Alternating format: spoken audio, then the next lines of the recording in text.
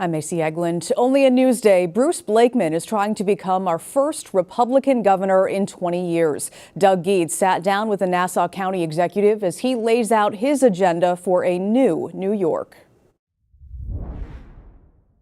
We are the most overtaxed, overregulated state in the United States. We're at the bottom of economic development. Boosting businesses and lowering the cost of living. That's at the heart of Bruce Blakeman's campaign for governor. He says he'd focus on attracting new businesses to New York and on making it less costly for existing businesses by streamlining regulations and cutting red tape. I want to create a state that's vibrant, where there's a lot of economic opportunity, where there are a lot of jobs, high-paying jobs, good benefits. When people talk about affordability, Kathy Hochul doesn't understand it because she created this unaffordable environment. Now she says she wants to fix it. Why should people give her another 4 years when she created the unaffordability in this state? You talked about, why should New Yorkers give Hochul another 4 years? If you get elected, chances are you're going to be facing a Democratic Assembly and Senate. How are you going to accomplish the things that you want to with that? Well, I understand that it's a negotiation process, and if Carl Hastie is still the speaker and Andrea Stewart-Cousins is still the majority leader, then I know we got to sit down and do some horse trading. There are things that are important to them, and there'll be things that are important to me. Blakeman also says he'd cut utility bills in half by eliminating what he calls hidden fees and taxes in those bills. There's no reason why New Yorkers should be paying 50% more in energy costs than an adjacent state like the state of Pennsylvania. He also wants to lift the state's ban on fracking for natural gas upstate. Sure, there can be alternative energy sources, but you also have to have natural gas. We're sitting on one of the largest natural gas reserves in the world here in New York State, and we're not drilling. We're not using that. Blakeman is a strong supporter of President Trump, something that could hurt his chances of winning in this heavily Democratic state. But he remains confident, saying New Yorkers are tired of the daily struggle of making ends meet. We are failing miserably in this state in creating an environment that people will want to do business here, they'll want to stay here, they want to raise their families here. I want to change all that. For Newsday TV, I'm Doug Geed. You can read more about Blakeman's political career and the race for governor on Newsday.com. Click Get More below the Newsday TV video box. A lasting tribute now stands in Oakdale for a hero killed overseas. This monument was unveiled at Norman DeMott Park on Memorial Day yesterday to honor Army Specialist Matthew Bayless. He died in 2007 serving in the Iraq War. His father says he's grateful his son is being remembered in the community he loved. I find that the concept of memorializing Matt to be, very unique and inspiring and wonderful at the same time. The event was organized by the Knights of Columbus. It also made a $2,000 donation to the Bayless Family's Memorial Scholarship Fund. The weather cleared up just in time for more Memorial Day tributes at Jones Beach last night. This 20-minute drone show featured illuminated patriotic symbols with music played along the boardwalk. Very cool. Well, the Knicks are headed to the NBA Finals for the first time since 1999. The dream season continues. And the Knicks completed the sweep of the Cavaliers in Cleveland last night, 130-93.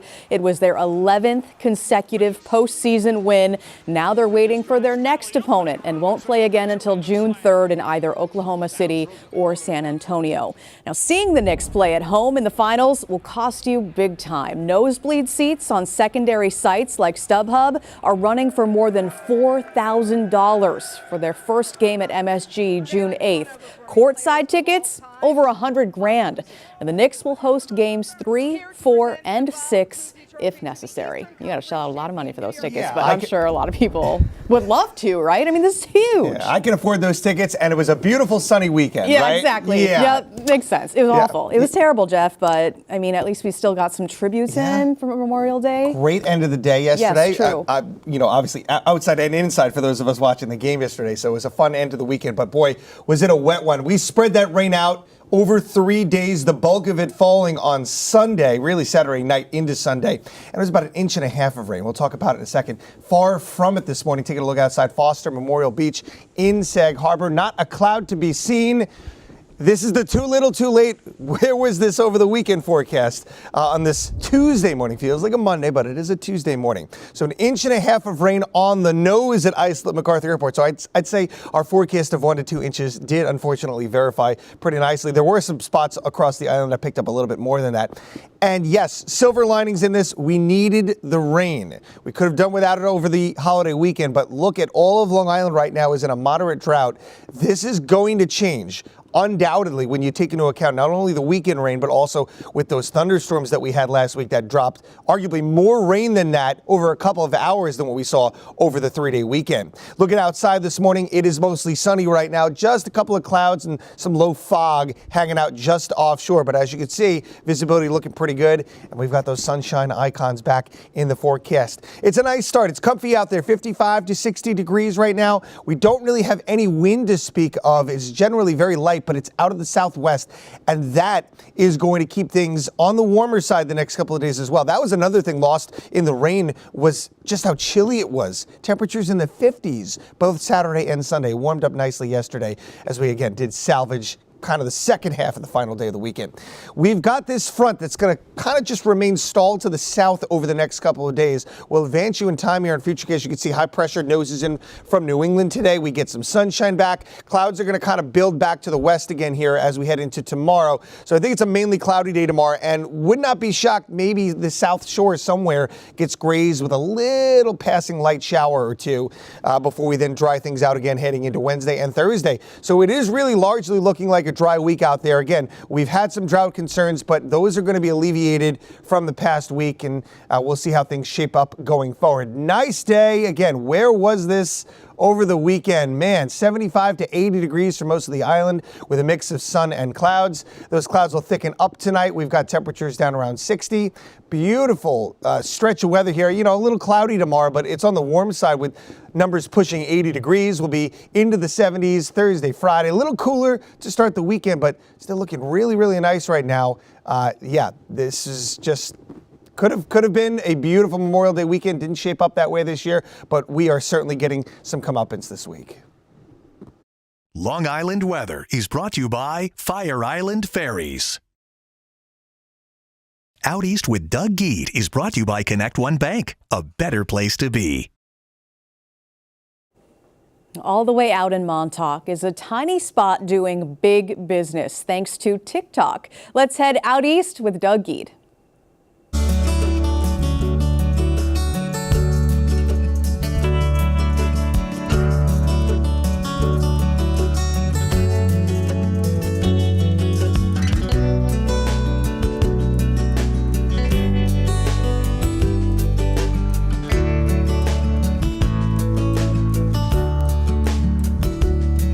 Montauk is kind of a magical, mystical place. It's on the eastern tip of Long Island. It's a fisherman's paradise. And if you're willing to drive another half hour after getting through all the traffic in the Hamptons, it's a great spot to visit in summer. I'm Doug Geed, out east on Newsday TV. Montauk is also the home of a lot of people whose families have been working the waters here for centuries.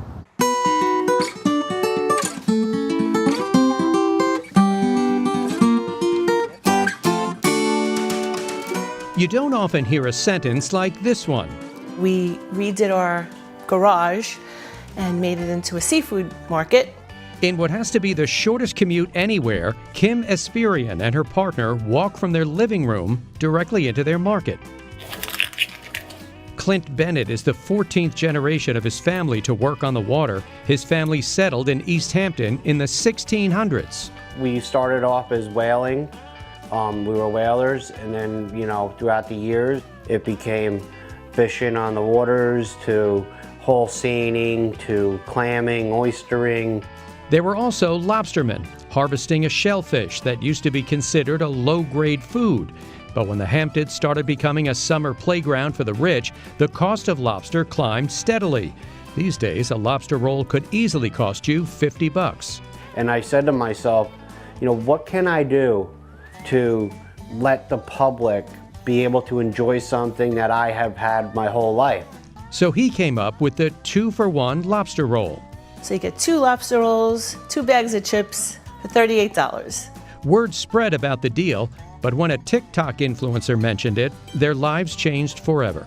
The next morning, there was literally a line of people down my driveway, and then the cars were down the street, and it's been like that ever since.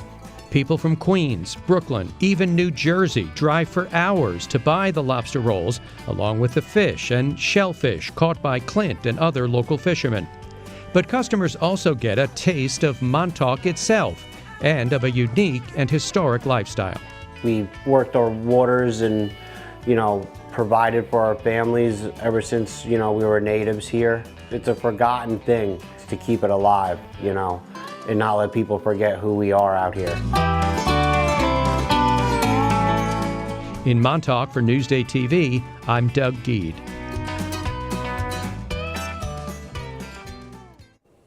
For more information about visiting Bennett's and to see more Out East with Doug Geed segments, go to Newsday.com, click Get More below the Newsday TV video box.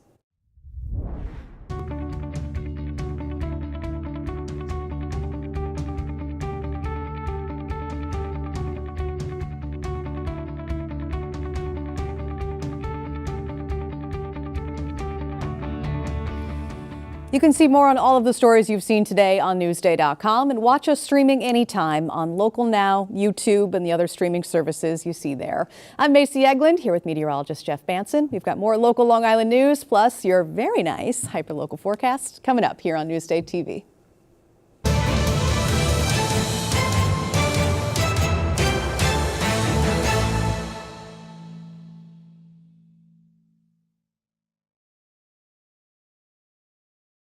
There's more to Long Island than you know when you picture this. Join Macy Eglund for a journey through some of the major moments in Long Island's past through the lens of the Newsday archives. Picture This, available now at Newsday.com/picture this.